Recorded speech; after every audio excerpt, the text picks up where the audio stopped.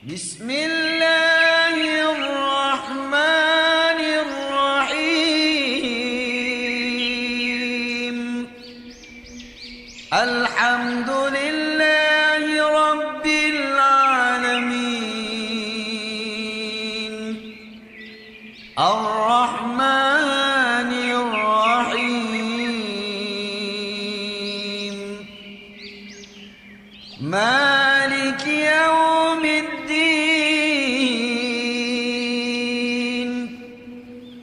Iyyaka na'budu wa iyyaka nasta'in. Ihdinas siratal mustaqim.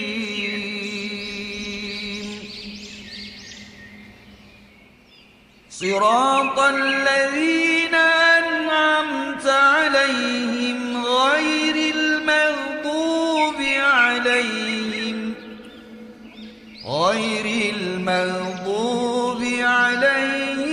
waladdallin.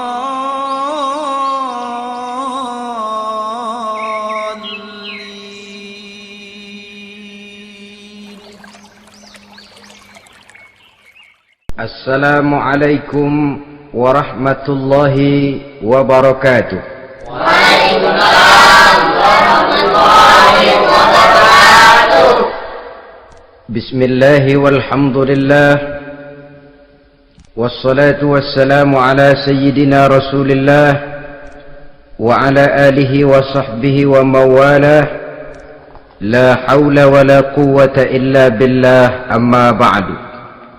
Saudara-saudara kaum muslimin rahimakumullah, satu-satunya manusia yang dalam Al-Quran sudah mendapat jaminan ampun dari seluruh dosa yang pernah dikerjakan cuma Rasulullah orangnya. Quran yang menjanjikan liyaghfira lakallahu ma taqaddama min dzambika wa ma ta'akhkhar. Wahai Muhammad, dosamu yang dahulu, dosamu yang sekarang, dosamu yang akan datang kalau memang ada, seluruhnya sudah mendapat jaminan ampun dari Allah Subhanahu wa ta'ala. Orang yang nyata-nyata sudah mendapat jaminan ampun dari segala dosa ini, ibadahnya luar biasa. Luar biasa bagaimana?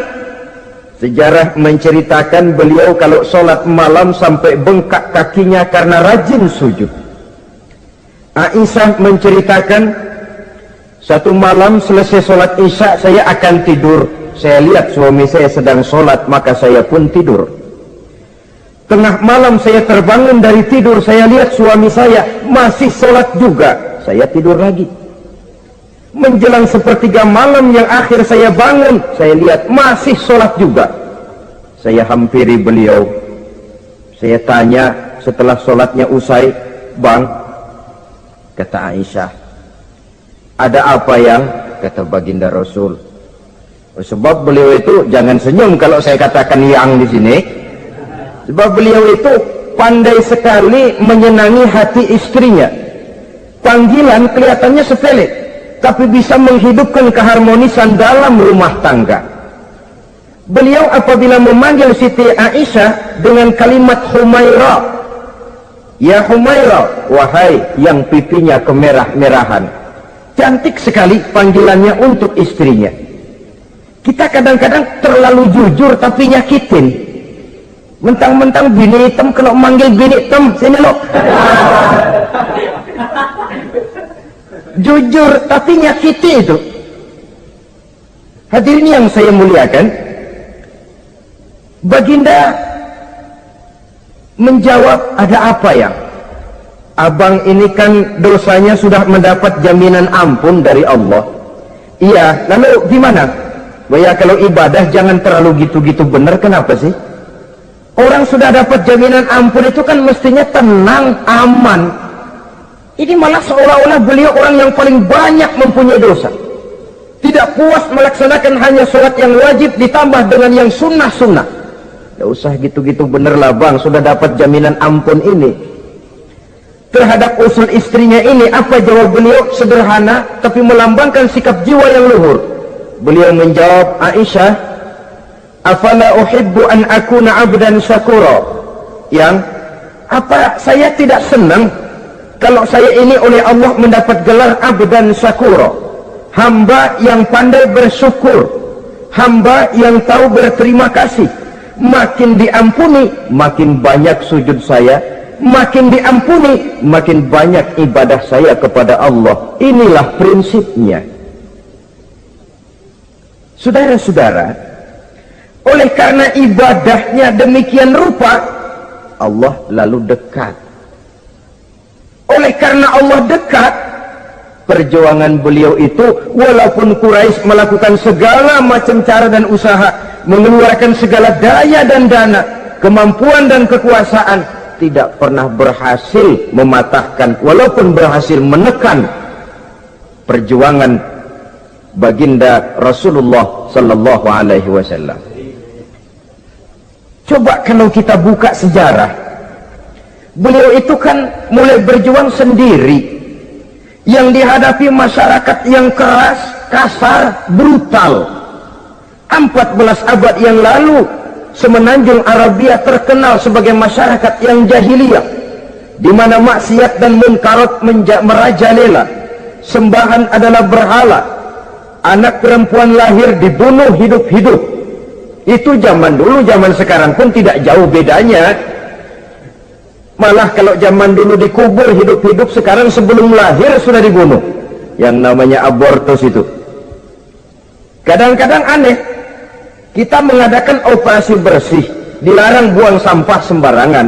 Kalau sudah buang sampah saja tidak boleh sembarangan, tahu-tahu zaman sekarang ini bayi dibuang di tempat sampah. Bukan lagi kertas, bukan lagi kardus, bayi dibuang di comberan. Kan lebih sadis sebenarnya dari jahiliyah 14 abad yang lalu. Judi di zaman dulu 14 abad yang lalu merajalela, menyentuh segala lapisan masyarakat. Di zaman sekarang pun judi tidak kurang hebatnya, cuma tentu dengan bahasa yang lain. Apalagi di zaman sekarang orang pandai menghaluskan bahasa, mensamarkan istilah. Judi disebut sumbangan umpamanya, sehingga orang lalu tidak terasa bermain judi, terasanya ikut nyumbang.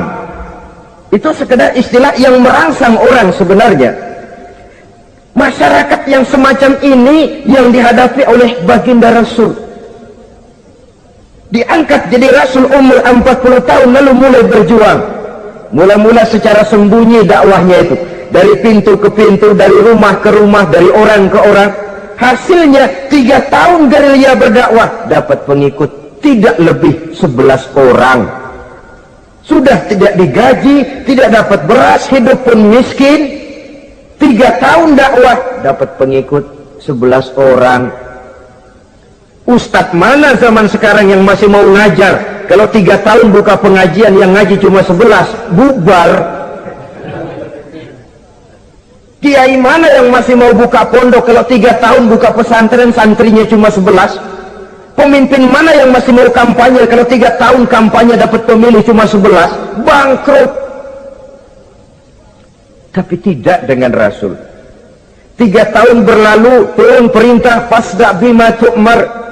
Tidak usah berdakwah secara sembunyi, Muhammad sampaikan saja Islam secara terbuka. Mulailah beliau berdakwah secara terbuka, terang-terangan. Mula-mula Quraisy dikumpulkan dekat Ka'bah. Kumpulah Abu Jahal, Abu Lahab, Abu Sufyan dan gembong-gembong Quraisy. Di sana buat pertama kali secara terbuka baginda Rasul pidato. Tuan-tuan Quraisy, apakah tuan-tuan percaya kepada saya? Percaya.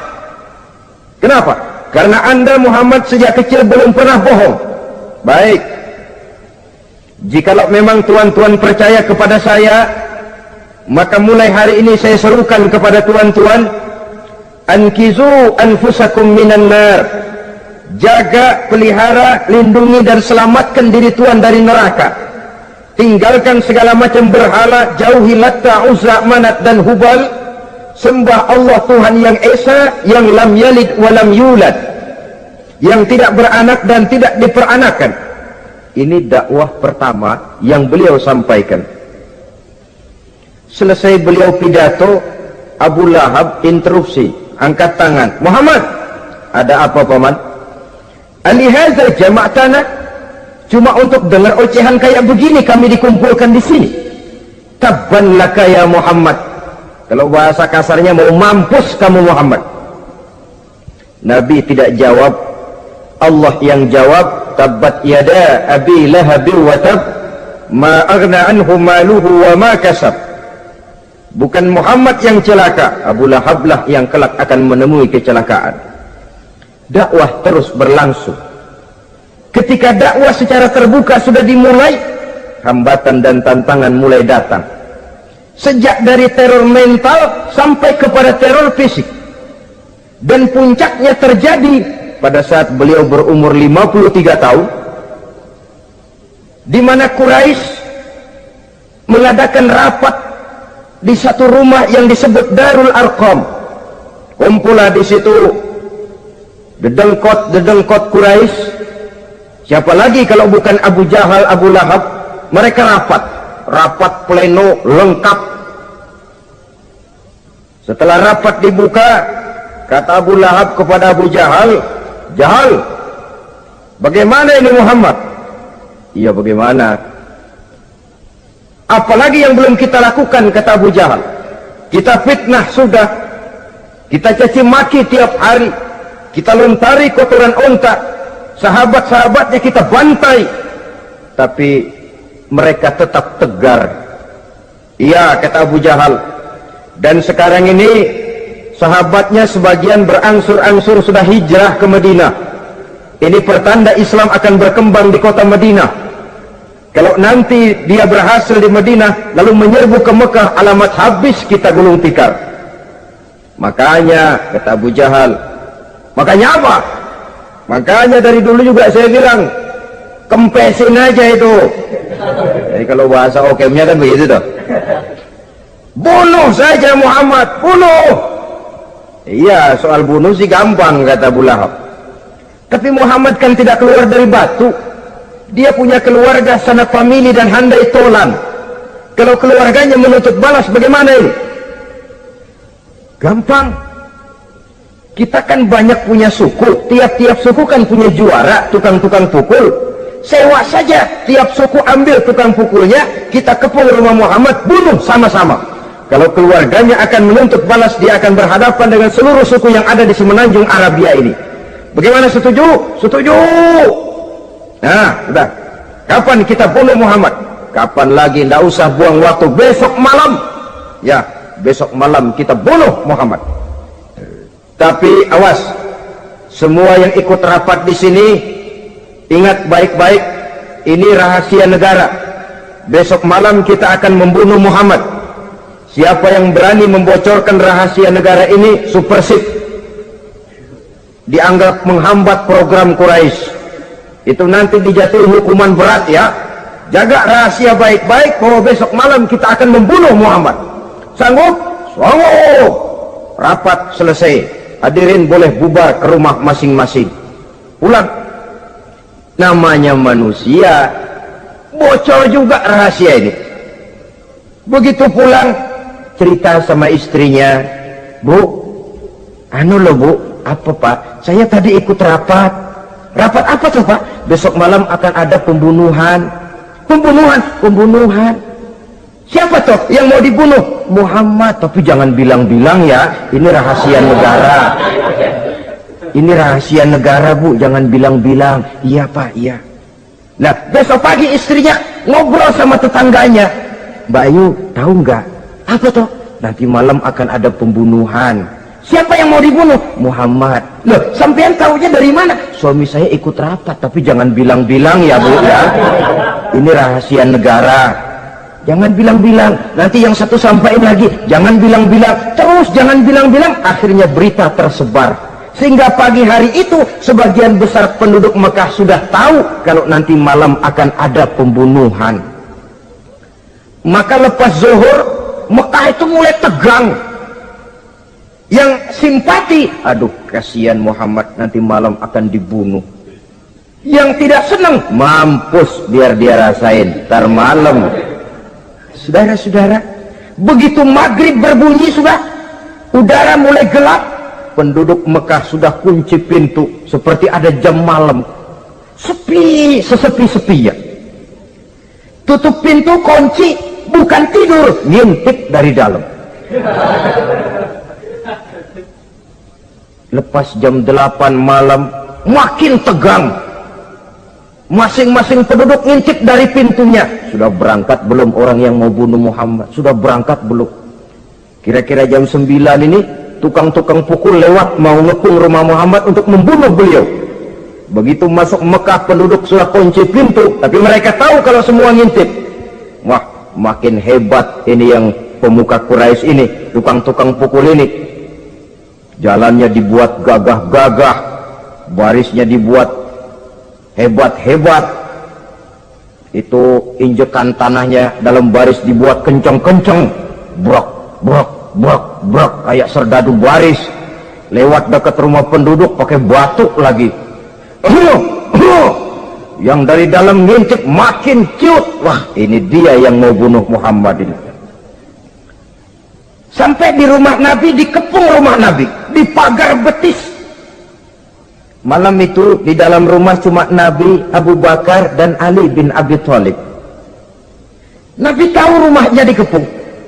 Lewat tengah malam beliau berkata, Abu Bakar, saya ya Rasul, mari kita berangkat hijrah. Baik ya Rasul. Ali, saya ya Rasul, kamu gantikan saya ya. Gantikan apa ya Rasul? Gantikan tidur di tempat tidur saya. Baik ya Rasul. Masya Allah, sekali menggantikan mati. Tidur di tempat tidur Rasul pada malam rumahnya dikepung, resikonya kan mati. Menggantikan mati. Lah kalau menggantikan lurah lumayan. Menggantikan mati. Dan Ali tahu persis resikonya. Dan beliau waktu itu masih muda dan beliau tidak nawar. Baik ya Rasul, saya akan tidur di sini, berangkatlah Tuhan. Berangkat Rasul, ketika keluar dari pintu belakang rumah dikepung rapat, terjadilah keajaiban yang Allah ceritakan. Wa ja'alna min baini aydihim sadda wa min khalfihim sadda fa aghshaynahum fahum la yubsirun. Di muka, di belakang, di kiri kanan dibuatkan dinding oleh Allah, dibutakan mereka tidak lihat kalau Muhammad keluar dari rumahnya. Siaga penuh, apel, mata melotot, Nabi lewat nggak kelihatan. Sampai Nabi kemudian menuju Gua Thur, 3 malam 2 hari di sana. Dari sana perjalanan dilanjutkan ke Madinah Al-Munawwarah. Allahu Akbar. Mengarungi gurun pasir yang gersang dan tandus yang terbentang antara Mekah dan Madinah. Meninggalkan kampung halaman tempat di mana dilahirkan dan dibesarkan. Keluarga yang berbeda akidah terpaksa berpisah. Kok kuat? Kok bisa? Kok sanggup? Di mana rahasia kekuatannya? Beliau punya sandaran vertikal, ibadahnya kepada Allah.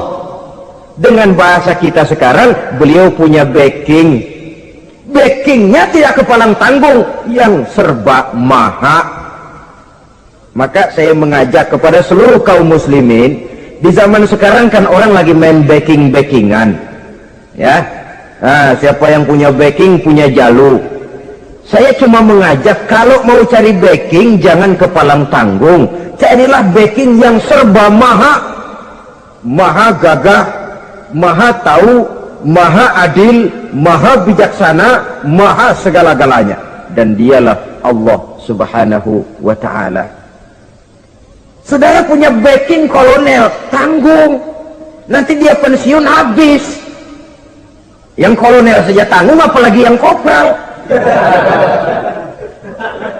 Kalau mau cari backing, carilah backing yang serba maha, Allah azza wa jalla. Caranya tentu dekat kepadanya. Untuk dekat kepadanya melalui jalur yang sudah diatur olehnya, melalui Rasulullah sallallahu alaihi wasallam, yaitu salat, ibadah.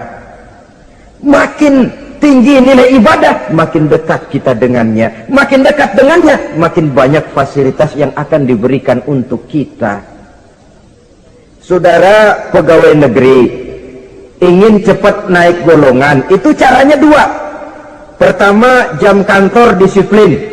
Jam 7 masuk, jam 3 pulang. Kalau belum jam pulang, jangan pulang. Yang kedua, tambahan di luar jam kantor, sering-sering datang ke rumah kepala bagian. Apa malam minggu, apa hari minggu, apa bawa jeruk, apa pisang Ambon, kan begitu toh. Ini nanti kan kepala bagian kan nilai, karyawan saya yang satu ini jam kantornya disiplin, tambahan dia sering datang hari minggu di luar jam kantor bawa jeruk lagi. Ini mestinya belum naik lah, gua naikin dulu ke atas. Naik, saudara-saudara. Yang saya maksud apa? Itu zuhur, asar, maghrib, isya, subuh, jam kerja resmi itu, jam kantor. Lah, ada kunjungan di luar jam kantor, yang namanya tahajud, yang namanya hajat, yang namanya duha. Nanti kan Allah lihat, ini hambaku yang satu ini jam kantornya betul, zuhur, asar, maghrib, isya, subuhnya tepat. Tambahan di luar jam kantor, dia sering menghadap kepadaku. Nah, hambaku ini aku angkat kau maqam mahmuda, ke satu tempat yang terpuji. Kalau Allah yang ngangkat, satu negara orang mau rendahkan kita, kita akan tetap tinggi. Kalau Allah mau rendahkan, satu negara mau angkat kita, kalau memang dasar mesti nyungsap ke bawah. Inilah perlunya sandaran vertikal. Inilah perlunya kita mempunyai backing hanya kepada Allah. Pada waktunya orang akan sampai ke titik jenuh. Dalam kesunyian orang sering mempertanyakan eksistensi diri, mulai mempertanyakan hakikat keberadaannya di tengah kesibukan bisnisnya, di tengah kesibukan kerja, dari rapat ke rapat, dari kantor ke kantor, dari tender ke tender. Orang akan sampai kepada titik jenuh. Dikala itu dia memerlukan ketenangan, dikala itu dia memerlukan kedamaian, dikala itu dia mencari eksistensi diri. Sebenarnya hidup ini mau apa sih? Cuma sekedar menjalani hal-hal yang rutin saja, pergi pagi pulang sore, peras keringat banting tulang, atau ada tujuan yang lebih luhur daripada sekedar ini? Dikala itulah dia mulai mencari jalur untuk mendekatkan diri kepada Sang Pencipta. Dan tidak bisa ingin dekat dengan Allah, saudara, pakai aturan sendiri. Ingin dekat dengan gubernur harus ikut aturan yang ditetapkan oleh protokolnya gubernur. Ingin dekat dengan presiden, ya ikut jalur yang sudah disusun oleh protokolnya presiden. Ingin dekat dengan Allah, ya ikut jalur yang sudah diatur oleh Allah melalui Rasulnya. Apa itu? Ya diantaranya sholat, puasa, dan ketentuan-ketentuan ibadah yang lain. Tidak bisa dengan prinsip yang penting kan hati baik, berjiwa bersih, akhlak luhur, tidak usah sholat kalau hati baik sudah dekat dengan Allah. Oh, alangkah enaknya kalau begitu. Kalau dengan itu bisa dekat dengan Allah, rasanya Nabi Muhammad yang paling dulu berhenti sembahyang. Kenapa? Beliau orang yang hatinya paling baik, beliau orang yang budinya paling luhur. Kalau budi luhur dan hati baik sudah menjamin untuk dekat dengan Allah, Nabi dulu berhenti sholat. Nyatanya tidak. Beliau orang yang berbudi luhur, berakhlak baik, entoh ibadahnya demikian rupa. Dan beliau adalah standar untuk kita jadikan contoh dalam mengamalkan ajaran-ajaran agama di kehidupan kita ini. Saudara, itu tadi sepertiga waktu beliau untuk ibadah, untuk Allah. Sepertiga yang kedua dari waktu beliau adalah untuk tugas. Dalam hal ini, sebagai seorang Rasul, menyampaikan risalah Islam berhadapan dengan umat. Yang jadi soal ialah, apa modal utama beliau di dalam melaksanakan tugas? Dan ini nanti sebagai cerminan buat kita. Modal utamanya pertama adalah keteladanan, dan yang kedua adalah akhlak. Sekarang ini kita hampir nyaris mengalami berbagai macam krisis. Yang paling santer kita dengar adalah krisis wibawa. Ada pak guru dicegat muridnya di jalanan, dipukulin karena nggak naik kelas katanya. Nampaknya guru nggak lagi berwibawa. Di satu pihak mungkin karena si guru tidak bisa digugu dan ditiru, di lain pihak juga murid tidak lagi mengenal arti rasa hormat kepada pak guru. Nah, kenapa krisis wibawa timbul? Karena tidak ada keteladanan. Adapun Rasul, wibawa beliau timbul di tengah umat karena keteladanan ini. Apapun yang beliau ajarkan kepada umat, beliau adalah pelaksana pertama. Dengan kata lain, satunya kata dan perbuatan. Ini yang sangat diperlukan di zaman kita sekarang. Bukan cuma sekedar simposium, muktamar, kongres, rapat besar dengan keputusan bertumpuk-tumpuk kertas di atas meja, tetapi tidak pernah terrealisir dalam kehidupan. Yang kita perlukan adalah satunya kata dan perbuatan. Bahwa kalau itu yang diucapkan, itu yang diterapkan. Kalau itu yang diteorikan, itu yang dikerjakan. Keteladanan. Yang kedua, rahasia sukses beliau dalam melaksanakan tugas berhadapan dengan umat, akhlak. Beliau tidak menyampaikan Islam ini dengan kekerasan, tidak juga dengan bujuk rayu harta, tidak pula dengan menakut-nakuti orang. Belum pernah kita baca dalam sejarah beliau teriak-teriak, awas yang tidak masuk Islam dipecat jadi orang Arab. Tidak. Atau dengan bujuk rayu, ayo siapa masuk Islam super mie 2 bungkus. Tidak. Sebab kebenaran tidak bisa dipupuk dengan materi. Kebenaran adalah soal keyakinan, dan keyakinan adalah soal batin.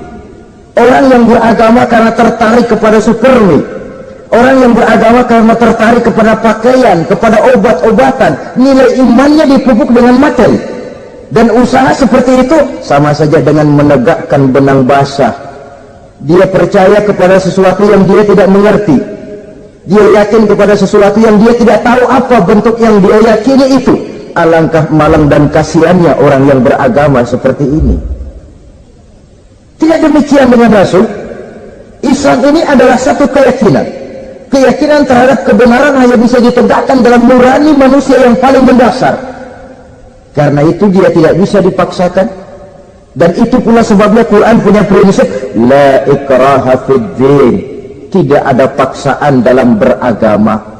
Mau Islam silakan, tidak mau Islam silakan. Allah tidak memaksa. Tapi ayat ini jangan disalah pakai. Tidak pernah sholat, ditanya orang, kamu kan Islam kok enggak sholat? La ikraha fid din dong. Salah pakai. Yang tidak ada paksaan dalam beragama itu untuk orang di luar Islam. Kepada tuan-tuan di luar Islam, la ikraha fid din, tidak ada paksaan masuk Islam. Tapi kalau sudah masuk ke dalam Islam, maka berlaku peraturan Islam. Contohnya begini saja, tidak ada paksaan masuk ke rumah saya. Tuh, mau masuk silahkan, tidak mau masuk tidak ada urusan. Tapi sekali saudara masuk ke rumah saya, saudara harus ikut tata tertib yang ada di dalam rumah saya. Kira-kira beragama itu begitu. Tidak ada paksaan masuk Islam. Tapi sekali saudara masuk Islam, maka berlaku peraturan Islam untuk kehidupan saudara.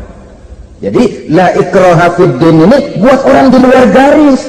Allah tidak maksa-maksa orang mau masuk Islam mau tidak, silahkan saja. Tapi ketika orang mendapat hidayah masuk ke dalam Islam, peraturan Islam berlaku dalam kehidupannya. Saudara hadirin kaum muslimin rahimakumullah, akhlak. Mari kita lihat lebih jauh bagaimana sih akhlak beliau yang mulia itu. Allahu Akbar. Kalau orang berakhlak kepada teman itu sih biasa. Tapi berakhlak kepada musuh, ini yang luar biasa. Ini yang agaknya Allah saja memuji beliau. Wa innaka la'ala khuluqin azim. Engkau Muhammad benar-benar berada di atas budi pekerti yang luhur dan terpuji. Kalau saya baik kepada orang yang memang baik kepada saya, logis toh, wajar, memang harusnya. Tapi berbuat baik kepada orang yang jahat terhadap saya, ini yang tidak setiap orang bisa. Nah, sebab itu saya tidak ingin menceritakan akhlak beliau kepada sahabat, namanya juga kepada sahabat. Saya akan kutip beberapa riwayat yang menceritakan bagaimana akhlak beliau kepada orang yang nyata-nyata memusuhinya. Berbagai riwayat menceritakan bagaimana beliau ketika di Taif dilontari orang dengan batu, yang melontari beliau malah mendapat doa. Allahumma hdi qaumi fa innahum la ya'lamun. Ya Allah, berikan hidayah, berikan petunjuk kepada mereka yang melontari saya dengan batu, karena mereka tidak tahu. Kalau saja mereka tahu, mereka tidak akan melontari saya dengan batu. Ya Allah, berikan hidayah kepada mereka. Padahal ketika itu malaikat Jibril menawarkan jasa. Muhammad, kalau kamu mau orang yang melontari kau dengan batu itu hancur, saat ini juga saya angkat Jabal Uhud, saya timpakan mereka biar mati semua. Mau Muhammad? Jangan Jibril, mereka tidak tahu. Kalau saja mereka tahu, mereka tidak akan melontari saya dengan batu. Lebih baik doakan mereka supaya mendapat hidayah dari Allah. Dalam kondisi kepepet, dilontari dengan batu, malaikat Jibril datang menawarkan jasa. Beliau lebih memilih mendoakan orang yang berbuat jahat itu. Ya Allah, bukan main. Umumnya kita kan kalau lagi kepepet ada yang nolongin, girang bener. Andai kata kita yang jadi nabi, disambutin orang, datang malaikat Jibril nawarin, bagaimana sikat? Abisin aja dah.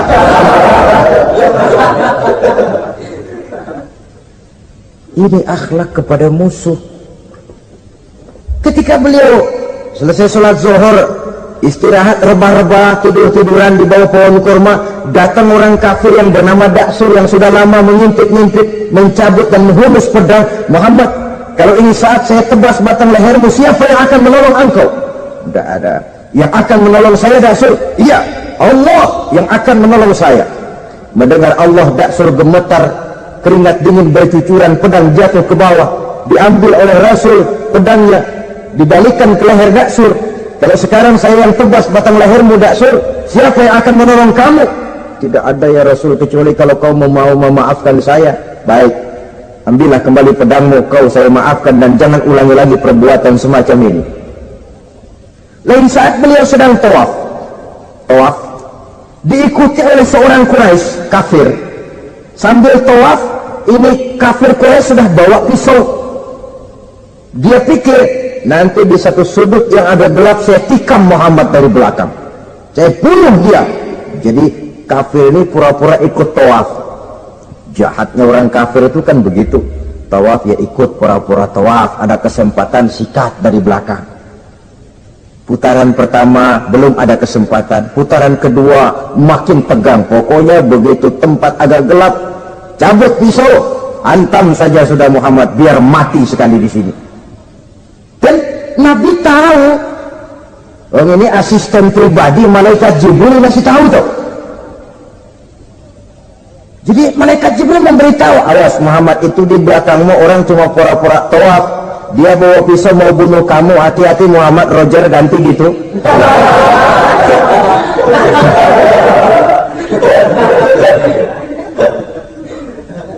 Tahu persis beliau.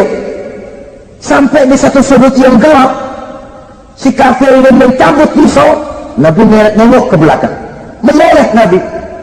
Begitu menoleh, Quraisy ini kan ketangkep basah, bahasa Arabnya imsak mablur katanya, ketangkep basah, grogi, salah tingkah, garuk nggak gatel, kasihan melihatnya sudah. Ya namanya orang ketangkep basah itu, mau alasan apa? Nggak beralasan ya, harus merasa harus membela diri, gemetar nggak karu-karuan. Kata Nabi senyum. Mau apa, Mas? Anu Rasul, ini anu apa? Anu. Sudah, saya kan tahu kamu mau bunuh saya toh. Sudah, saya sudah tahu kok. Kamu jangan pura-pura. Kamu kan mau bunuh saya kan? Terus terang saja. Iya Rasul, iya. Sekarang gimana? Enggak berani Rasul. Minta maaf saja. Ya kalau sudah kamu minta maaf begitu, sudah kamu pulang sana, jangan diulangi lagi ya. Begitu mudah beliau memaafkan orang yang nyata-nyata mau menghabisi nyawanya, sepanjang itu belum terwujud, sepanjang itu belum terbentuk dalam artian real. Sangat mudah beliau memaafkan orang. Saudara hadirin kaum muslimin rahimakumullah, pemaaf, lapang dada, toleransi, menghargai pendapat para sahabatnya, ini sederetan dari akhlak yang terpuji. Sehingga karena keluhuran akhlak inilah yang menyebabkan orang tertarik masuk ke dalam Islam. Beliau berprinsip apa? Basiru wala tunaffiru, yasiru wala tu'asiru. Gembirakan orang, jangan ditakut-takuti. Mudahkan persoalan orang, jangan dibikin sulit. Ini kan satu prinsip yang sangat baik dalam melaksanakan dakwah, dalam menyampaikan misi. Apapun tugas kita di masyarakat, sebagai pegawai pemerintahan, pejabat negara, pedagang, pengusaha, seniman, ustadz, mubaligh, kiai, ulama, dalam berbagai profesi, modal utama untuk sukses adalah akhlak. Sebab hati kita yang tahu cuma Allah. Orang lihat penampilan kita, orang lihat muka kita.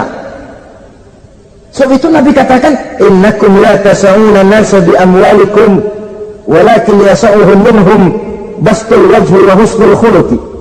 Kamu tidak akan bisa menarik simpati orang banyak dengan hartamu, tapi bisa kau tarik simpati orang banyak dengan akhlak yang baik dan muka yang senyum, muka yang enak dilihat. Orang kadang sering bilang, dia mah biar mukanya begitu hatinya baik. Iya, soal hati kita nggak tahu. Yang kita lihat pertama muka. Bagaimana gue mau ikut dia mukanya kayak batu kuburan? Kesan serem pertama itu kan sudah ada. Walaupun kadang-kadang hati memang baik, tapi hati itu kan urusan Allah. Yang kita lihat pertama muka. Ini barangkali nanti termasuk teori dalam psychology of salesman ya, bahwa sesuatu yang baik kalau dihidangkan dengan cara yang tidak baik, orang tidak akan tertarik. Lihat saja, orang sekarang ini kan entah makin lajunya dunia bisnis kita, masuk ke rumah-rumah kita cuma menawarkan air jahe, menawarkan sasa, menawarkan kecap bango, menawarkan barang-barang yang kelihatannya remeh. Ini kan termasuk psychology of salesman. Yang datang ya biasanya perempuan, wajahnya ya lumayan, paling kurang sedikit di atas 6 lah begitu. Lalu tutur katanya sopan, masuk ke rumah tidak sungkan, ada rasa familiar, rasa kekeluargaan, lalu datang. Taktik untuk menawarkan barang yang jadi merek dagangannya. Nah, Islam ini agama yang baik. Kalau disampaikan dengan cara yang tidak baik, sadis, memponis, orang akan lari dan jauh. Menyinggung, bukan menyentuh. Siapapun kalau tersinggung lari, tapi kalau tersentuh dia akan mendekat. Apaan lo Islam bayang begitu? Mikirnya anak gue sembayang diomelin, mendingan kagak sembayang sekalian kira-kira. Saudara hadirin yang saya muliakan, ini yang diberikan contoh oleh baginda Nabi. Apapun tugas kita, pedagang utamakan akhlak, petani utamakan akhlak, seniman utamakan akhlak, mubaligh utamakan akhlak, pejabat negara utamakan akhlak, pelayan dan pengabdi masyarakat utamakan akhlak. Saudara hadirin yang saya hormati, kaum muslimin yang berbahagia, jadi untuk sukses di masyarakat, untuk sukses di tempat tugas, modal utama adalah akhlak. Dan ini yang dijadikan contoh dari Nabi kita Muhammad sallallahu alaihi wasallam. Sepertiga waktunya untuk tugas. Dalam menjalankan dan melaksanakan tugas sebagai seorang rasul, menyampaikan risalah Islam berhadapan dengan umat, modal utamanya adalah akhlak. Demikian juga kita di masyarakat. Dan akhlak itu memang harus dibiasakan sejak kita kecil. Sehingga dengan demikian nilai-nilai yang baik akan terus terbawa sampai di hari tua kita. Saudara-saudara, rasanya kehancuran satu bangsa dimanapun di dunia ini selalu dimulai dengan kehancuran akhlak daripada bangsa itu sendiri. Dan kehancuran akhlak itu bisa saja terjadi di tengah kemakmuran ekonomi, di tengah maju dan canggihnya teknologi. Kapan? Apabila pegangan orang kepada agama sudah lemah dan rapuh. Kita tengok di negara-negara di sebelah barat kita, kemajuan teknologi yang tidak diimbangi dengan kuatnya pegangan orang kepada agama telah melahirkan budaya-budaya yang merendahkan martabat manusia. Lahirlah kebudayaan hippies, lahirlah kebudayaan nudis, hidup serba bosan dengan ini dan itu karena segalanya sudah dimiliki, rumah mentereng, jumlah kendaraan sejumlah keluarga, kapal pesiar di laut mewah, pesawat udara punya, setelah ini punya, ini ada, semua ada, titik jenuh sampai mau apa semua ini, akhirnya ingin hidup apa adanya, tidur di goa-goa, tidur di kaki-kaki gunung, tidur di hutan belantara, pakaian kumel, itu hipis-hipis yang datang kemari, yang pakaiannya kumuh, tambelan, lepis belel, padahal di kantongnya cek, travel cek, dolar. Lain hipis kita, emang benar-benar gembel.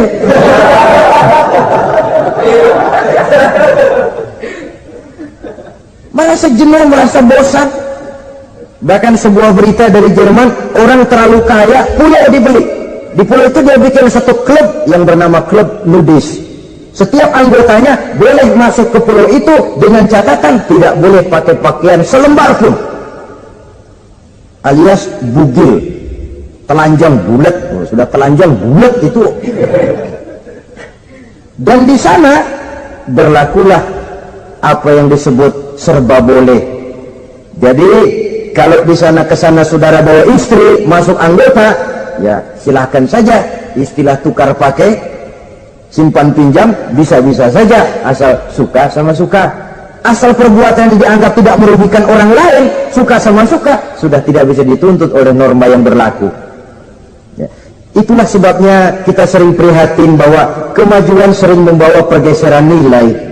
Apabila kita tidak bisa menghindarkan diri dari proses pergeseran nilai, setidaknya kan kita bisa menjaga diri jangan sampai hanyut oleh nilai-nilai yang negatif. Akhlak, baik sebagai muslim, baik sebagai bangsa Indonesia yang berkepribadian luhur, itu merupakan cerminan kita. Saya prihatin, belum lama diselenggarakan kontes bibir terindah. Kontes bibir terindah itu kira-kira apa manfaatnya? Apa yang jadi ukuran? Dan bukankah bibir karunia Tuhan? Ya kalau yang bibirnya mungil bisa ikut kontes lah, kalau yang jebleng gitu.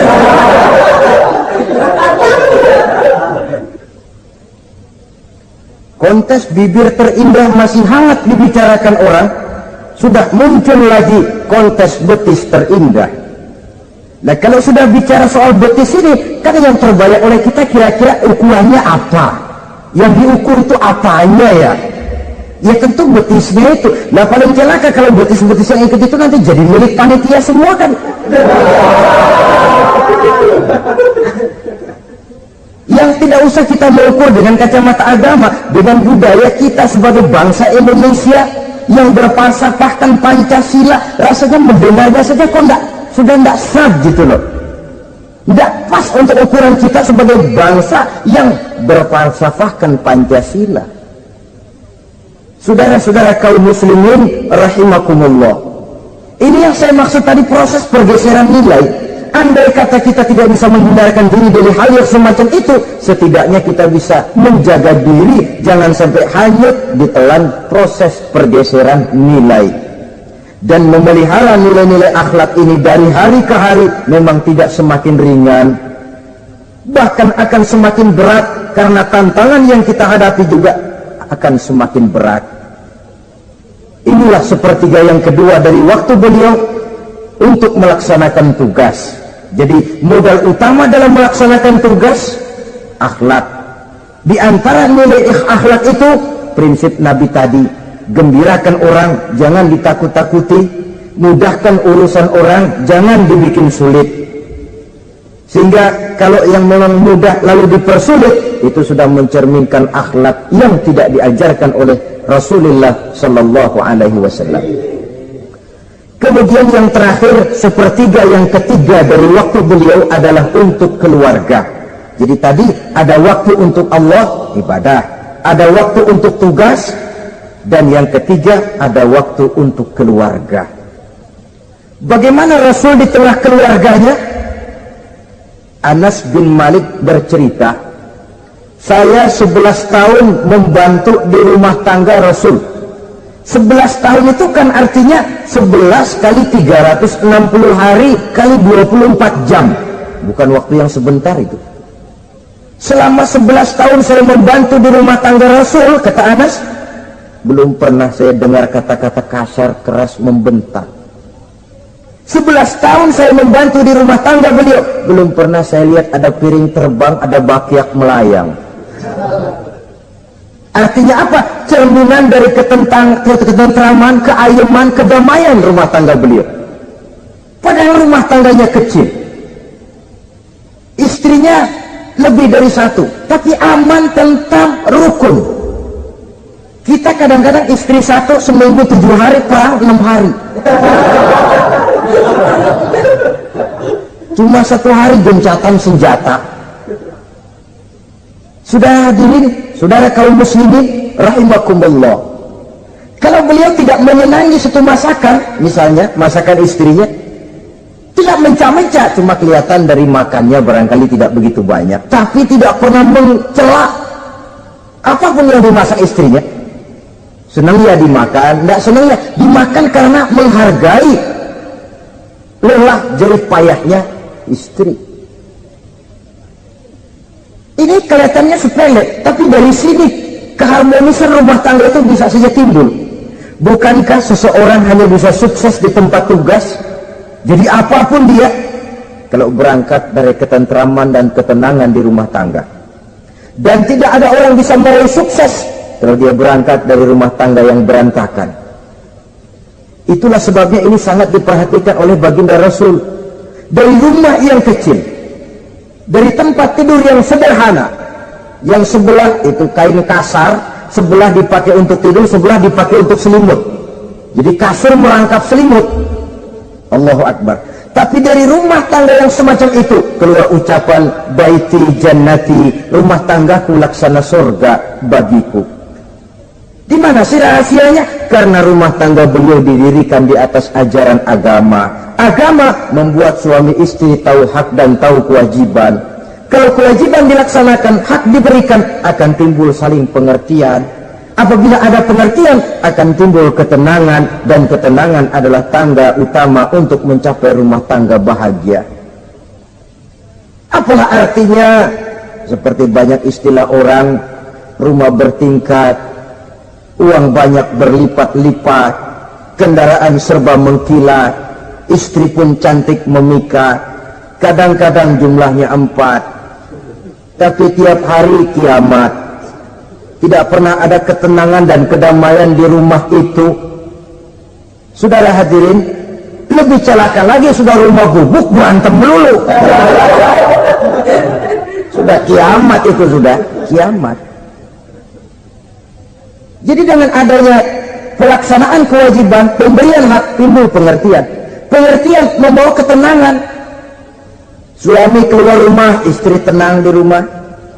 Suami meninggalkan istri pun hatinya tenang dan tentram, tidak uas-uas, tidak berpikiran nanti kalau saya lembur ini istri ngompreng, tidak. Si istri pun lega melepas suami karena ada keterbukaan.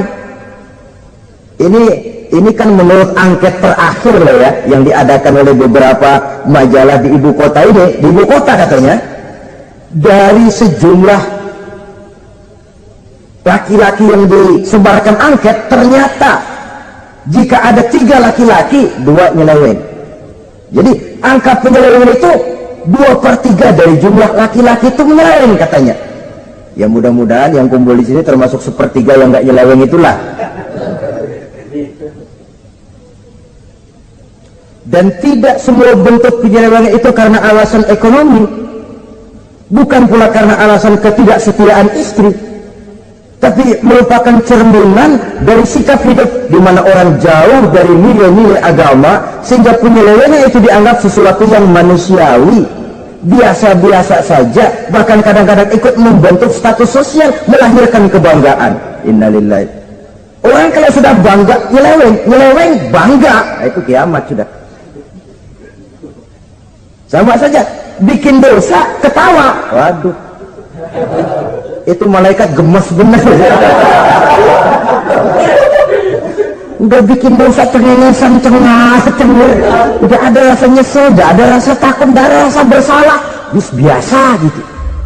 Saudara hadirin yang saya muliakan, ini kan cerminan dari rapuhnya pegangan orang kepada agama.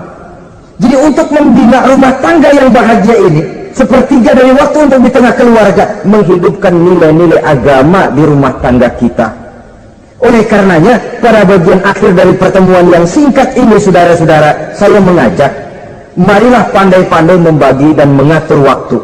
Ada waktu untuk Allah, ada waktu untuk tugas, ada waktu untuk keluarga.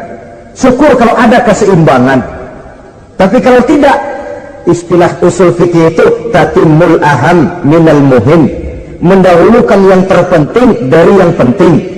Kalau ada 3 persoalan semuanya penting, tentu di antara 3 ini kan ada yang lebih penting. Yang itulah yang dikerjakan lebih dulu. Dan ini tidak berarti bahwa penjatahan waktunya harus sama.